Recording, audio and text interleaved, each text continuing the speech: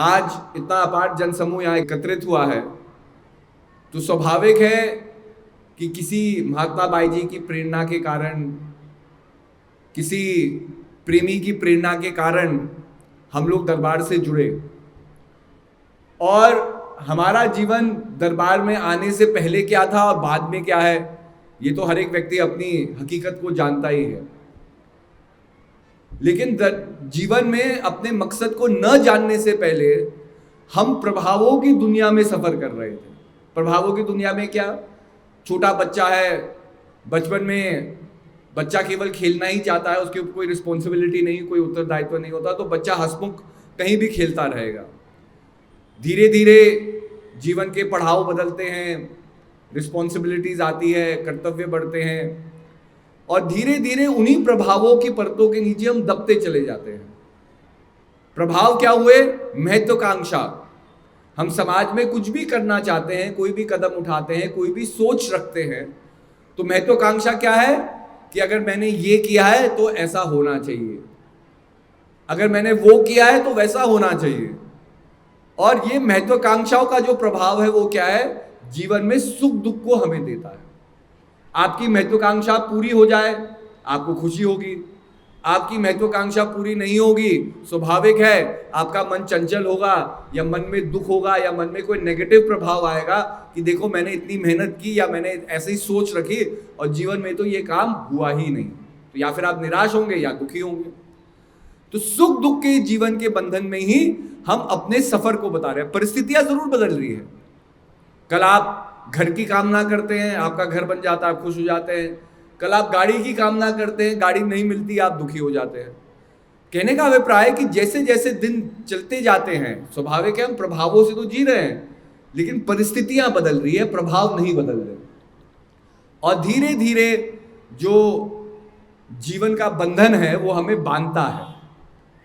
लेकिन जैसे ही हमारा संपर्क गुरु दरबार से हुआ, सेवा का मौका हमें मिला, संगत से हमें प्रेरणा मिली, तो धीरे धीरे एक रूपांतरण हमारे अंदर शुरू हुआ कि हमने प्रश्न पूछना शुरू किया कि भाई मेरे जीवन का मकसद, मेरे जीवन का सत्य क्या है। एक बहुत बड़े दूरदार्शनिक थे, तो वो एक दिन अपने शिष्यों के साथ बैठे हुए थे और थोड़ा उनका मन उदास था। तो सारे जो शिष्य लोग होते हैं वो मिलकर के पूछते हैं कि गुरुवर क्या हो गया, हम देख रहे हैं जब से आप उठे हैं तब से कोई चीज आपको चिंतित कर रही है, आपके चेहरे के ऊपर एक चिंता सी है। आप जरूर, हो सकता है कि हम में से कोई एक व्यक्ति है जो चिंता को दूर कर दे। तो उनके गुरुदेव कहते हैं कि मुझे एक बड़ा विचित्र सपना आया और मैंने सपने में ये देखा कि मैं तितली बन गया और मैं उड़ रहा हूं। तो सारे शिष्य लोग कहते हैं जी इसमें कौन सी बड़ी बात हो गई, आपने तितली देखने का एक सपना देखा तो वो तो सपना अब समाप्त हो गया, अब तो आप उठ गए, अब आप हमारे साथ बैठे हुए हैं, आप हमारे गुरु हैं, हम आपके शिष्य हैं, हम वार्ता कर रहे हो, तो सपना खत्म हो गया, आप तितली बन गए, इसका कोई सत्य का आधार नहीं है, वो तो एक सपना था, आपने सपना देखा, सपना टूट गया, अब आप इस जागृत अवस्था में हमारे साथ बैठे हुए हैं, आपको इसमें चिंता होने की क्या बात है। तो गुरुवर कहते हैं कि जिस तरह एक गुरु ये सपना देख सकता है कि वो एक तितली बन गया, तो किसी दुनिया में एक तितली भी होगी जो सपना देख रही होगी, और हो सकता है उस तितली ने ये सपना देखा होगा कि वो बहुत बड़ा गुरु बन गया। अब मेरी जो डिफिकल्टी है, जो मेरा मन के अंदर जो संदेह है, जिसकी वजह से मैं चिंतित हूं, वो ये है कि वास्तविक में मैं गुरु हूं जो एक तितली बनने का सपना देख रहा है, या वास्तविकता में एक तितली हूं जिसने एक गुरु होने का एक सपना देख लिया।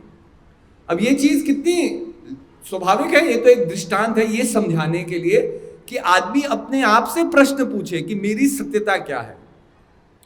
जब अष्टावक्र जी राजा जनक के सभा में पहुंचते हैं तो स्वाभाविक है राजा जनक का भी यही प्रश्न था, इसी प्रकार का प्रश्न था। राजा जनक सपने में देखते हैं वो भिखारी बन गए, बड़ी मुश्किल से दान ले करके वो कुछ चावल इकट्ठा करते हैं, दाल इकट्ठा करते हैं, खिचड़ी बनाते हैं, खिचड़ी को ठंडी होने के लिए वो एक जगह पे रख देते हैं, दो सांड लड़ते हुए आते हैं, जो उनकी बड़ी मेहनत थी, भूख थी, जिसके लिए वो बड़ी परिश्रम उन्होंने किया कि भाई अब ये खिचड़ी बनी है, अब ठंडी होगी, मैं खाऊंगा, अपनी भूख का निवारण करूंगा, और पल भर में अपनी पूरी मेहनत को वो जमीन में, मिट्टी में रोंगता हुआ वो सांड को, खिचड़ी को रोंगते हुए चले जाते हैं। वो देखते हैं कि भाई, और जैसे ही उनके मन के अंदर से एक करार निकलती है कि भाई अब तो सब कुछ चला गया, मतलब जो भूख है जिससे मैं अपने आप को सेटिस्फाई करता, वो भी खत्म हो गया। तो जोर से चिल्लाते हैं, जब उठते हैं, आँख खोलते हैं, तो क्या पाते हैं, वो तो भिखारी है नहीं, वो तो राजा जनक है, राजमहल में है। अब उनका प्रश्न यही था कि क्या मेरी जो स्वप्न अवस्था है वो सत्य है, क्योंकि उसमें भी जो मैंने आभास किया वो सत्य था। मुझे भूख लगी, मैंने मेहनत किया, मैंने परिश्रम किया, उस दर्द को मैंने महसूस किया अपने सपने में, या ये जो मेरी जागृत अवस्था है ये सत्य है। तो जीवन में कभी कभी ऐसे मोड़ हमारे जीवन में आते हैं, हम ऐसे चौरस्ते पे खड़े हो जाते हैं जो हमें मजबूर कर देते हैं कि या फिर हम संसार से मोहित रहे, वही कर्मकांड की जिंदगी जीते रहे, वही प्रभावों की चक्की में हम पिसते रहे, और वैसे ही जीवन कट जाएगा। हम रोते रोते संसार में आते हैं, रोते रोते संसार से चले जाएंगे। लेकिन फिर हमने क्या पाया, किसके लिए ये मानुष जन्म हुआ, ये प्रश्न ही रह जाते हैं, और जीवन का जो आना जाना होता है ये चलता रहता है। लेकिन कभी हम ऐसे मुकाम में खड़े जो हमें मजबूर करते हैं कि नहीं, जीवन का कोई और मकसद भी है, हम अपने आप से पूछते हैं, तब स्वाभाविक है एक आध्यात्मिक जागृति हमारे अंदर उत्पन्न होती है, और उस जागृति की शक्ति के आधार पर हम धीरे धीरे अपना एक तरह से शुद्धिकरण करते हैं। अब बहुत लोग ये समझाना चाहते हैं कि भाई ज्ञान के रास्ते में सर्वोपरि चीज क्या है। ठीक है, हमारे संस्कार हैं, हमारी सोच है, हमारा संकल्प है कि हम इस रास्ते पे चले। लेकिन एक बहुत बड़ी चीज ये है कि संसार ने बहुत सी चीजें हमें सिखा दी है। सिखा कैसे दी? भाई आप कहाँ रहते हैं, आप क्या करते हैं, आपकी क्या परिभाषा है, आप किस चीज में विश्वास करते हैं। मतलब एक बच्चा जब संसार में जन्म लेता है, उसे भेदभाव या बैर करना नहीं आता कि हम डिविजन्स कर रहे हैं समाज में। लेकिन धीरे धीरे यही समाज, हम ही लोग उस बच्चे को सिखाते हैं, ये तुम्हारा धर्म है, ये तुम्हारा वर्ण है, इसके लिए तुम यहाँ आए हो, ये तुम्हारी परंपराएं हैं, ये तुम्हारा देश है, ये पराया देश है। और धीरे धीरे करके आज अगर हम अपने आप को देखें तो हम बहुत ओपिनियनेटेड है। अपने आप को ही हमने रूपरेखाओं में विभाजित कर रखा है, और हम सोचते हैं ये रूपरेखाएं हमारा सत्य है। कोई पढ़ा लिखा है तो उसे बड़ा गर्व है कि मैं बहुत पढ़ लिख करके आया हूं। कोई पढ़ लिख नहीं सका तो जीवन में उसका वो संकोच है कि अगर मैं भी चाहता, अगर मेरी जीवन की परिस्थितियां अलग होती, मुझे काम नहीं करना होता तो मैं भी पढ़ता। तो कहने का अभिप्राय यही है कि हमने अपने आप को इतना सूक्ष्म दरारों में बांध दिया है कि कहीं उन दरारों के बीच हमारा जो वास्तविक सत्य है वो छिप गया है। तो महान पुरुष क्या समझाते हैं कि सबसे पहले जो तुम हो इसको भूल जाओ, क्योंकि जो तुम हो वो एक असत्य की परिभाषा है। असत्य की परिभाषा क्या? भाई केवल मैं ये सोच लूं कि मेरा एक नाम है, वही मेरा सर्वस्व है, तो भाई मैं अपने नाम से बढ़ करके हूं। नाम ठीक है, एक इंडिकेशन है कि मुझे किस रूप से पहचाना जाए, पर मेरा नाम मेरे स्वभाव को नहीं बताएगा, मेरा नाम मेरे चरित्र को नहीं बताएगा। आज हम किसी का नाम रावण नहीं रखते हैं क्योंकि हम नहीं सोचते कि भाई रावण किसी का नाम रखेंगे तो रावण जैसे गुण ना आए उसके अंदर। हम भरत रख लेंगे, किसी का नाम लक्ष्मण रख लेंगे, लेकिन आज ऐसे भी लक्ष्मण होंगे, ऐसे भी भरत होंगे जो अपने ही भाई को ठग रहे होंगे। तो नाम से ये परिभाषा थोड़ी होगी कि हमने लक्ष्मण नाम रख दिया तो ये लक्ष्मण जैसे ही होंगे जिन्होंने अपने भाई के लिए सर्वस्व त्याग दिया, अपने घर गृहस्थी को वो चल पड़े बिना संकोच के कि भाई मेरे भाई को इस संघर्ष में दुनिया में जाना है, मैं उनका साथ दूंगा। उन्होंने कभी अपनी परवाह नहीं की, अपने परिवार की परवाह ये नहीं सोचा, सेकंड थॉट आया ही नहीं। तो इतना बड़ा समर्पण भाव, अब ये थोड़ी कि नाम से वो समर्पण भाव हमारे अंदर जागृत हो जाए। हमने अपना नाम लक्ष्मण रख लिया तो हम भी लक्ष्मण जैसे हो गए, नहीं। तो कहने का अभिप्राय है कि ये रूपरेखाएं हैं, लेकिन इससे परे हमारा एक वास्तविक स्वरूप है। अब उस तक पहुंचने के लिए जो संसार ने परतें हमारे ऊपर डाल दी है, इन परतों को हटाना है। You have to uncondition yourself of the conditioning received in the world. तो जब धीरे धीरे अनकंडीशन होगा, अनकंडीशन कैसे होगा कि आपको अपने ध्येय तक जाना है। और उसके लिए संघर्ष करना होता है, उसके लिए साधना करनी होती है। इसी के लिए गुरु महाराज जी हमें 4 क्रियाओं से बोध कराते हैं। अब इन क्रियाओं की महत्वता क्या है? हम लोग साउथ अफ्रीका गए कार्यक्रम के लिए। वहाँ एक प्रेमी थे, हमारे हिमाचल के हैं, मनचंदा जी, उनके बेटे वहाँ रहते हैं, तो उनके बच्चे के घर में ही कार्यक्रम था। जोहानिसबर्ग में क्राइम बहुत होता है, रात को लोग घर से बाहर नहीं निकलते, कोई किडनैप हो जाएगा कुछ, तो उन्होंने अपने घर में ही कार्यक्रम रखा। उन्होंने कहा हम कहीं बाहर कार्यक्रम नहीं रखेंगे। कुछ लोग आए, 5, 10, 15, 20 लोग इकट्ठा हुए, सत्संग हुआ, सत्संग बहुत अच्छा हुआ। उसके बाद मैंने पूछा कि भाई इतने कम लोग हैं, अगर आप में से कोई आदमी, किसी का कोई प्रश्न है, किसी का कोई संदेह है, कोई किसी विषय में ज़्यादा जानना चाहता है, तो आप प्रश्न पूछिए। क्योंकि कभी कभी सत्संग में होता है, हम वक्ता तो अपनी बात सुना देता है, लेकिन हमारे मन के अंदर कोई और गांठें होती है जो स्वाभाविक है। अगर हम अपनी प्रश्न नहीं पूछेंगे तो प्रश्नों का उत्तर कैसे मिलेगा? तो किसी ने कुछ प्रश्न पूछा, किसी ने कुछ प्रश्न पूछा।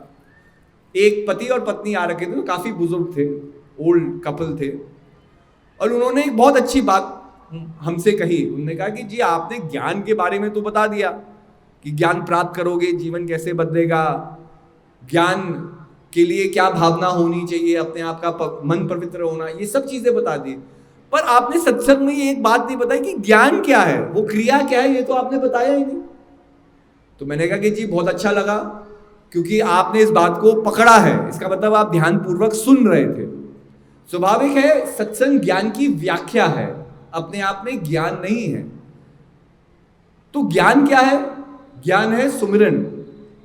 अब वो कहने लग गए कि जी हम जगह जगह जाते थे, ये हमारा पहला मतलब आध्यात्मिक कार्यक्रम नहीं है, हम बहुत जगह गए। यहाँ साउथ अफ्रीका में 180 भारतीय स्पिरिचुअल ऑर्गेनाइजेशन है जो रजिस्टर्ड है और अपना काम कर रही है। तो कहते हम कहीं जाते थे तो वो एक मोमबत्ती जला देते थे कि मोमबत्ती को देखते रहो, देखते रहो, देखते रहो, आपका मन एकाग्रचित होगा, मन से आप परे हो जाओगे तो आपको समाधि या ध्यान की प्राप्ति होगी। और वो कहते जी हमने कई मोमबत्ती जला दी, कई मोमबत्ती जला दी, मोमबत्ती तो खत्म होगी, आपने जलाई है। कहते घंटों बीतते गए, लेकिन जो मन की चंचलता है तो वो तो मन की चंचलता है। फिर एक जगह हम गए, उन्होंने हमें एक पोस्टर दे दिया कि इसको अपने मेडिटेशन कमरे में लगाओ, उसपे ऐसे ऐसे चक्र बने हुए थे गोल गोल, और सारे चक्र एक बिंदु की तरफ आ रहे थे। तो उन्होंने समझा दिया कि भाई देखो मन ऐसे भटकता है, लेकिन इसको इस बिंदु पे कंसंट्रेट करो। तो कहते थे मैं और मेरी बीवी रोज सवेरे उठ करके हम उस चार्ट को देखते रहते थे जो पोस्टर हमें दिया गया है। फिर एक दिन हमारे मन के अंदर ये ख्याल आया कि भाई अगर कोई आदमी ये आकर के पोस्टर चुरा ले, या मोमबत्ती तो है आपके पास, माचिस नहीं है तो क्या आप कभी भगवान का दीदार नहीं कर सकोगे, कभी सुमिरन नहीं कर सकोगे? तब हमने जाना कि जो ऑब्जेक्ट ऑफ मेडिटेशन है वो तो एक्सटर्नल हो ही नहीं सकता। अगर हम सोचें कि हमसे परे कोई चीज है जिसकी प्राप्ति से हम खुश होंगे, तो ये तो सबसे बड़ी मूर्खता है। इसी के लिए हम वो क्रिया चाहते हैं जो सदैव हमारे साथ रहे, वो क्रिया जो हमसे कोई छीन नहीं सकता। और वो क्रिया आप तभी भी कर सकते हैं जब आप किसी भी अवस्था में हैं। आप काम कर रहे हैं, आप सांस ले रहे हैं, आप किसी से मिल रहे हैं, आप सांस ले रहे हैं, आप अपने बस का सफर करके एक शहर से दूसरे शहर जा रहे हैं, आप सांस ले रहे हैं। जब तक ये सांसों की माला चलती रहेगी, सुमरन करने की पॉसिबिलिटी एंड पोटेंशियल आपके अंदर रहेगा। तब जाकर के हमने उनसे बात की, हमने कहा कि नहीं, ऐसे ज्ञान नहीं दिया जाता, उसके बारे में सिर्फ व्याख्या होती है। जब आप आओगे, कभी इंडिया आएंगे, कभी संतों को मिलेंगे, तब जाकर के थोड़े समय के बाद, थोड़ा समझने के बाद इस विषय को, तब जाकर के ज्ञान दिया जाता है। तो मतलब पहली बार ऐसी मतलब लोगों से मिल करके, जो लोग सही मार्ग पे निकले और सही चाह के लिए वो जानना चाहते हैं, तो कभी ना कभी वो चीज़ उनको मिलती है। जैसे हम नहीं कहते आप भगवान की तरफ एक कदम बढ़ाओ, अगर एक कदम आप श्रद्धा से बढ़ाओगे तो भगवान आपकी तरफ 10 कदम बढ़ाएंगे, लेकिन वो एक कदम तो हमें बढ़ाना है ना।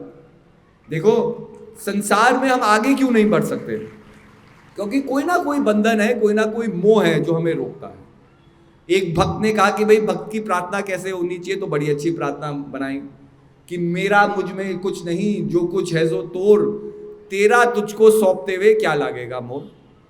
कि भक्त क्या कह रहे हैं प्रभु से कि भैया ये सब कुछ जो दिया हुआ है, ये जीवन जो दिया हुआ है, श्वास जो दी हुई है, मुझे शरीर दिया गया है जिसके ऊपर मैं कर्म कर सकता हूँ, किसी चीज़ की प्राप्ति कर सकता हूँ, संसार का यश वैभव मान सम्मान जो भी है ये सब आपने ही दिया है। तो मेरा मुझ में कुछ नहीं, जो कुछ है सो तोड़ आपका ही दिया हुआ है। तेरा तुझको सौंपते हुए क्या लागेगा मोर, कि अगर आपको मैंने सब कुछ अर्पण भी कर दिया तो मेरा तो कुछ था ही नहीं पहले से। अब भगवान हंस करके क्या कह रहे हैं कि भावना तो ये होनी चाहिए, लेकिन संसार की सत्यता क्या है कि तेरा तुझ में कुछ नहीं, जो कुछ है सो मोर, मेरा मुझको सौंपते हुए दिल धड़केगा तोड़। मोह क्या है? अगर हम लोग भाई, हम सब के आज जितने भी लोग यहाँ बैठे हुए हैं, किसी ना किसी को डायबिटीज होगी, उससे आपको परेशानी है। किसी को ब्लड प्रेशर की बीमारी होगी, उसको आपको परेशानी है। किसी के घुटने पहले की तरह चलते नहीं होंगे, दर्द हो रहा होगा, उसकी वजह से परेशानी है। किसी को आंखों से कम दिखना दे गया होगा, किसी के सर के ऊपर बाल कम हो रहे होंगे। मतलब अलग अलग परेशानियों से हम ग्रसित है संसार में। मतलब कहने का मतलब है इतना अपार जनसमूह है, यहाँ एक दो व्यक्ति ही होंगे जो ये कह सकते हैं मेरे जीवन में कोई दुख नहीं, कोई परेशानी नहीं और मैं खुश हूं। आज आप लोग यहाँ आए तो कहीं ना कहीं कोई महत्वाकांक्षा है, हम गुरु महाराज जी के चरणों में जाए, दर्शन करें, लेकिन गुरु महाराज जी मेरा बिजनेस भी चला दे, मेरे बच्चे की शादी भी कर दे। मतलब वो भावना तो है, वो भावना के पीछे बहुत लंबी लिस्ट है। यही हमारा मोह है। अगर आप निर्मोही हो तो भाई संसार को छोड़ने में, संसार की किसी भी वस्तु को आपसे परे होने में आपका कोई दिल धड़कना थोड़ी चाहिए। लेकिन मोह क्या है? मोह यही है। भगवान कहते हैं कि भाई एक दिन हम सबको संसार से जाना है, लेकिन हमने तैयारी ऐसे कर रखी कि हमें कहीं जाना ना पड़े। हम उसी के लिए कर्म करते हैं। भाई बैंक बैलेंस अच्छा हो जाए, गाड़ी हो जाए, घर हो जाए, हर चीज हम अपने आप को, मतलब हर एक ऐशो आराम की जिंदगी से हम अपने आप को सराउंड कर लेते हैं, ये सोचते हुए हमें कहीं नहीं जाना होगा। लेकिन एक दिन जिसने घर बनाया है वो उस घर में रहने वाला नहीं। एक दिन जिसने फैक्ट्री बनाई है वही फैक्ट्री बनाने वाला, उसमें काम करने वाला नहीं। क्योंकि एक दिन हमें संसार में ये सब चीजों को छोड़ करके जाना है। इसलिए महान पुरुष कहते हैं जितना मोह होगा उतना खिंचाव, उतना लगाव संसार के प्रति होगा, उतना दुख होगा इस संसार को छोड़ते हुए, जितने आपने बंधन बांध दिए। और जब बंधन को काटोगे तब बिना किसी हिचक के हम आगे जो सफर है उसमें जाने के लिए तैयार हो। तो वही सबसे बड़ी परीक्षा है, अंतगता सोमता। हमारे महान पुरुषों ने ये बड़े सूक्ष्म और सुंदर तरीके से समझाया कि अंत समय जिस चीज का चिंतन करोगे उसी परिस्थिति को प्राप्त करोगे। अंत समय में हमने संसार का चिंतन किया, अपने भोगों का चिंतन किया, क्योंकि हमने भोगी किए, संसार में हम भोगी बने तो संसार में भोगी किया।